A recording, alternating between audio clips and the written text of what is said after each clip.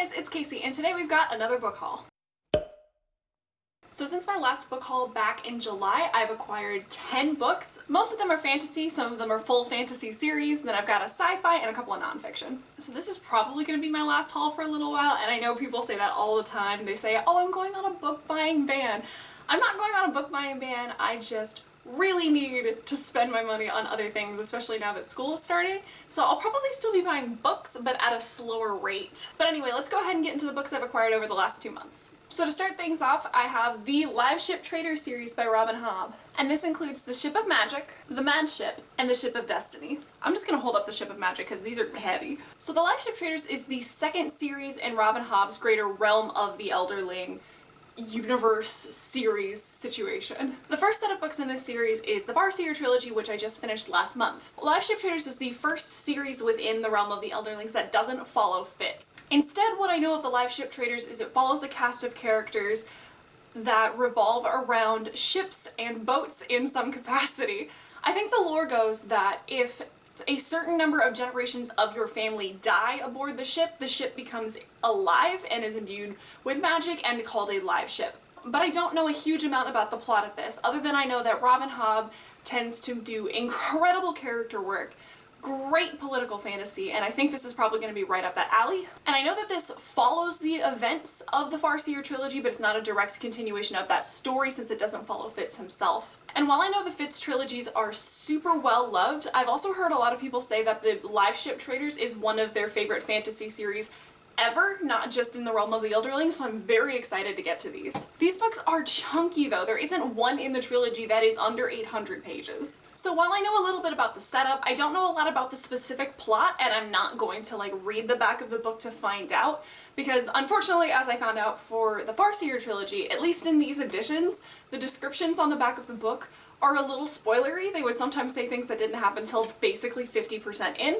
so I'd rather just go in blind and trust that Robin Hobb is going to give me a story that I'm really going to enjoy. But there's a tip: if you pick up the Farseer Trilogy, don't read the descriptions on the back or on Goodreads or anything like that, because they give it way more information than they should. I definitely want to continue on with the Realm of the Elderling series soon, but I'm going to give myself a month or two break because these books are really long, and at least the Farseer Trilogy was very slow paced and they took me a long time to get through. And again, I enjoyed every second of it, but we're gonna put some distance. So the other complete trilogy I picked up is the Daevabad Trilogy by S.A. Chakraborty. And this series includes, what are you called? And this series includes The City of Brass, Kingdom of Copper, and The Empire of Gold. So this is an adult fantasy series that has been getting a lot of buzz recently, and the third book just came out a month or two ago, something like that. And I don't know a huge amount about the plot, but I have not heard a single person say really a lot of negative things about this series. Everyone that I've heard has read it has really enjoyed it, and I love fantasy series that aren't set in the traditional medieval Europe style setting. So what I know about this series is that it's set in 18th century Cairo, and it follows Nari, who is a con woman. And I believe that one day while she's doing one of her cons, she accidentally summons a djinn who takes her back to the City of Brass with him. That's really all I know about this series, but again, I've heard nothing but good things about this. But these are also some really big books. They are really tall. This paperback is the same size as a large hardback. Oh man, this is the extra floppy paperback. I love that. Oh, I didn't notice. The paperback is blurred by Robin Hobb.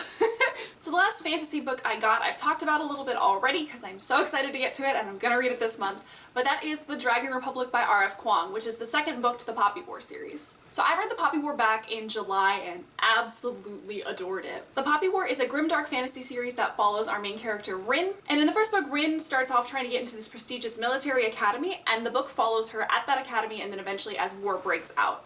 And the book is very graphic and very rough and difficult to read at times, so I would definitely caution against reading it if you don't want to read about graphic physical and sexual violence. But the story really highlights the horrific and grotesque nature of war, and I thought the book was amazing and might be one of my new favorites. So I'm so excited to read The Dragon Republic. So I know next to nothing about the plot of this one, plus I couldn't tell you much about it anyway because of spoilers from the first one. However, I know that this follows the fallout of the events that happened at the end of the Poppy War, and I know where we left off in the Poppy War. Things are dramatic. Things have changed, and I'm very interested to see where we end up going from there. But I've heard that this is a very strong sequel, and plus I want to be ready to read The Burning God when it comes out in November. I've got that pre-ordered. I'm so ready. If you haven't picked up the Poppy War series yet, and you're willing to read about that kind of stuff, I really recommend that you do. It's so good. I can't wait to read this one. So the next two books are going to be the nonfiction books that I got. The first one is Norse Mythology by Neil Gaiman. I think this counts as nonfiction. I know it's shelved as nonfiction at my library at least,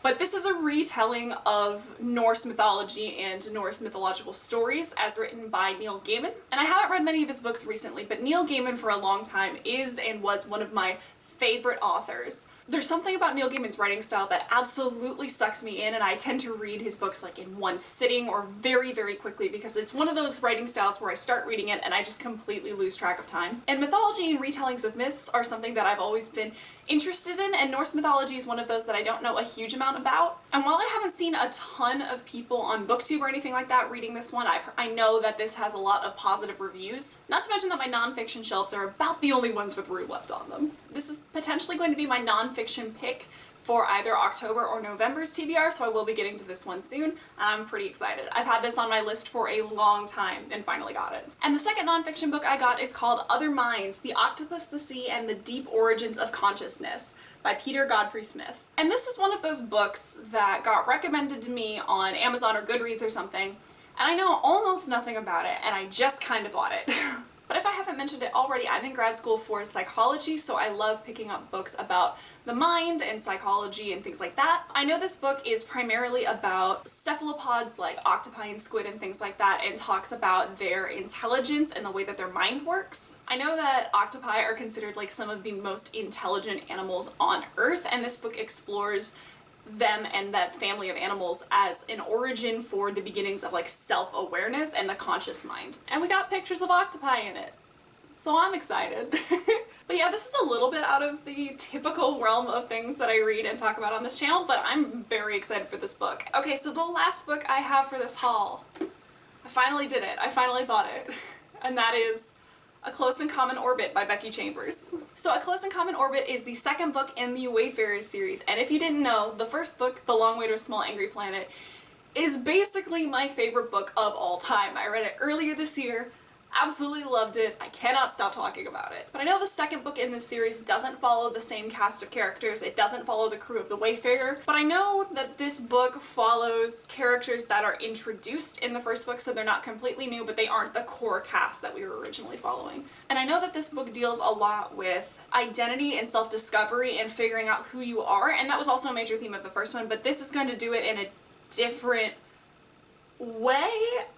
And I kind of already know what that way is because I know what characters this follows, but I can't say that because it's spoilers for the first one. But I've been hesitant to pick this one up for a while, not because I don't think it'll be good, but because I loved the first one so much that I'm afraid. The first one had such an emotional impact on me, I love it so much, that I wanted to wait until like kind of the feelings from that subsided before I picked up the next one, and they never really did. But on a couple of my videos where I talk about how much I love the first one, people have been commenting and saying that they actually like the second one even more sometimes, or that it's just as good. And if it's just as good, then this is also going to be one of my favorite books of all time. And even if it's a little bit worse, I'm probably still in for a great time of a book. I'm just really nervous. But the first one just completely sucked me in, and I fell so in love with the characters that I'm a little nervous to follow a different cast of characters because I fell so in love with the first one. But I trust Becky Chambers to do a good job of writing these characters, so I am looking forward to this. I'm just a little nervous, but I am going to be reading this month, so we'll look out for that. But alright guys, this is all the books I'm hauling today. It's not even that many books, they're just all so big. Where am I at my life where I think 10 is not that many? But anyway, that's all I have for you guys today. If you've read any of these or looking forward to reading any of these, let me know in the comments down below because I need to figure out how to prioritize this somehow. If you want to keep up with what I'm reading, I have a link to my Goodreads in the description below, but other than that, see you guys next time.